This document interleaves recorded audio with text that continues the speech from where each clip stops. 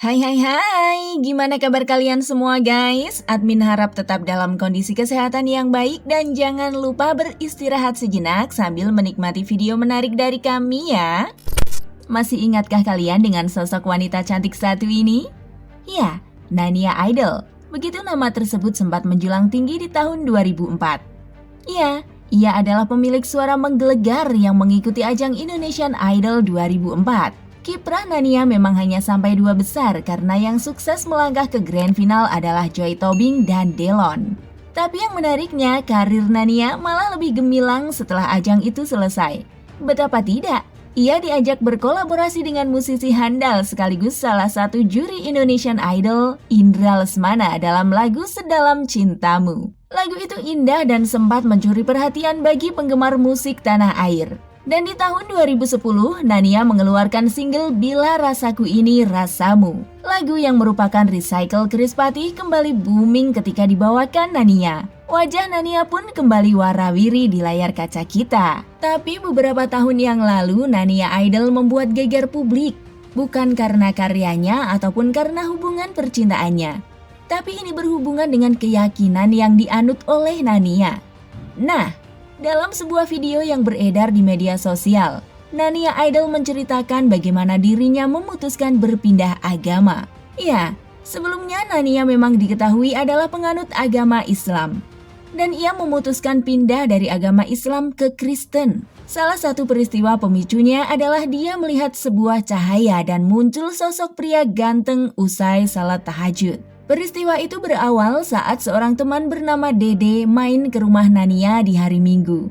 Ternyata saat pulang, kitab suci yang dibawa Dede tertinggal di rumah Nania. Karena penasaran, dia pun membuka-buka dan membaca kitab suci tersebut.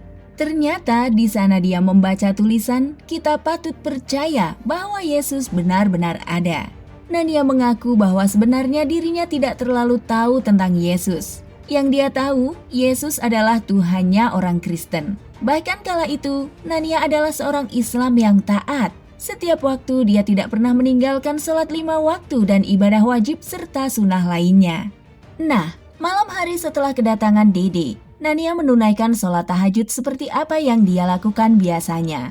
Pada saat malam itu, Nania merasa ada yang aneh. Ia selalu kepikiran dengan tulisan apa yang ia baca pagi itu. Ia terngiang-ngiang sepanjang malam. Kita patut percaya bahwa Yesus benar-benar ada. Karena begitu terganggu dengan tulisan itu, Nania pun berdoa dan mengatakan bahwa kalau Yesus benar-benar ada, ia minta agar ditunjukkan kepada dirinya. Usai menjalankan ibadah itu, Nania kembali tidur. Ternyata sekitar pukul 2 dini hari, dia mendengarkan suara ketokan di pintu kamarnya. Kata Nania, pintu kamarnya diketok sebanyak 3 kali. Setelah ia buka, ia lihat ada cahaya. Cahaya yang kecil tapi lama-lama membesar. Sejurus kemudian muncullah sesosok pria dari cahaya itu. Kata Nania, dia tidak pernah kenal dengan pria tersebut. Setelah kejadian itu, dia pun menutup rapat-rapat dan tidak pernah menceritakan kepada siapapun. Hingga akhirnya dia bercerita kepada temannya yang juga pemeluk Kristen. Maka sang teman berkata, "Sekarang saatnya kamu melayani Tuhan." Sejak saat itu, Nania yakin berpindah agama menjadi pemeluk Kristen. Dan kejadian itu terjadi di tahun 2016. Tapi ternyata banyak kendala besar setelah Nania mengambil keputusan besar itu. Dan itu datangnya dari keluarga intinya. Ayah dan ibunya murka besar kepada dirinya. Bahkan Nania Idol mengatakan dia disebut kafir dan murtad oleh keluarganya. Tidak itu saja, Nania Idol tidak diakui anak oleh kedua orang tuanya. Segala sumpah serapah dikeluarkan untuk dirinya. Dan Nania, si pemilik suara indah itu hanya bisa menangis dan menangis. Tentu saja Nania stres berat dan hanya bisa menangis selama 1,5 tahun. Tak lama setelah itu, Nania memutuskan untuk dibaptis. Nah, setelah dibaptis, kehidupan Nania berubah total. Tak ada kesenangan yang ia rasakan, tapi malah hal sebaliknya. Ia malah babak belur. Pertama, keluarganya telah tahu jika ia terima Yesus.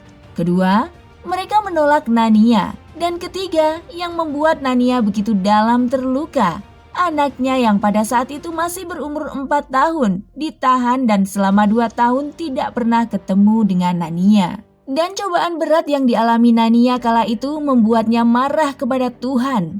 Nania Idol mengaku selama 1,5 tahun dia hanya bisa menangis dan mengumpat-ngumpat Tuhan.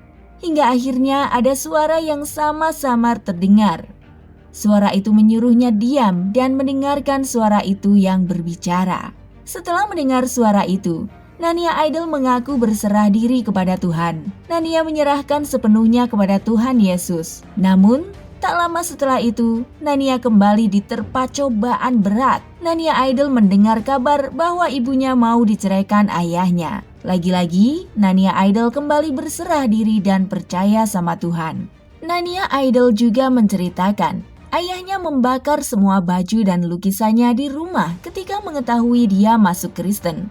Tidak itu saja, kepada anaknya, ayah Nania mengatakan bahwa dirinya sudah meninggal dunia. Semua cobaan itu bisa dilalui Nania Idol dengan berserah diri kepada Tuhan. Meski sangat sakit disebut sudah mati, namun Nania Idol yakin Tuhan akan membukakan jalan. Akhirnya, kesabaran Nania membuahkan hasil. Sang ayah akhirnya luluh. Pada saat itu, ayah Nania mengirimkan SMS kepada dirinya dan mengatakan rindu dengan dirinya. Dan setelah kejadian itu, hubungan Nania dengan keluarganya kembali mencair. Hingga saat ini, Nania masih dengan keyakinannya. Tapi sayangnya, untuk urusan karir, nama Nania di industri musik tanah air bisa kita katakan sudah benar-benar tenggelam. Padahal ia termasuk rutin mengeluarkan lagu-lagu terbaru. Bahkan di tahun 2021, dia mengeluarkan lagu dengan tajuk Jujur Saja. Namun sayangnya lagu itu sama sekali tidak mampu mencuri perhatian. Di YouTube saja, lagu itu hanya ditonton oleh 28.000 penonton saja. Wah, kira-kira gimana nih pendapat kalian? Jangan lupa tulis di kolom komentar. And see you next video guys. Bye-bye.